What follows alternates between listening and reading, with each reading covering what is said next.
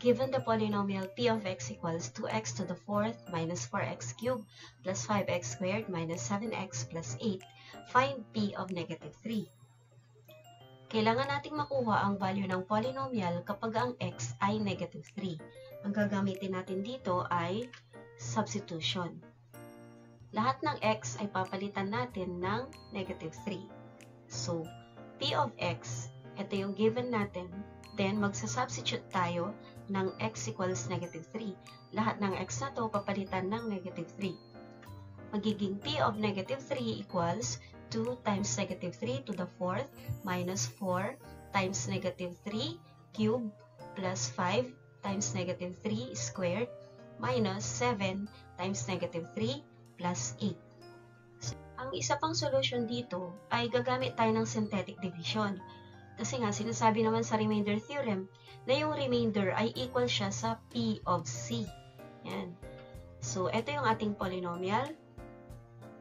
Ang value ng c natin ay yung mismong number dito, which is negative 3. Sulat na natin ang coefficients. 2, negative 4, 5, negative 7, 8. Tapos, sulat natin sa kaliwa ang value ng c na negative 3. Then, compute. Bring down 2.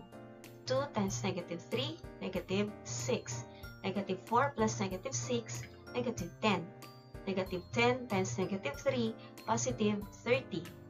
5 plus 30 is 35.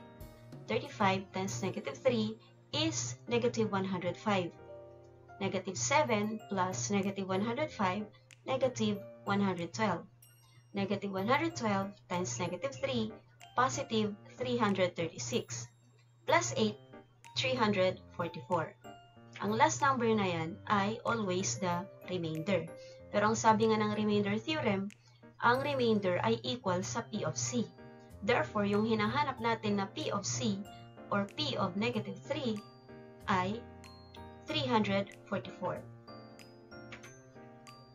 So, ibig sabihin, pwede natin kunin ang value ng polynomial na p of c sa pamamagitan ng pwedeng substitution or synthetic division.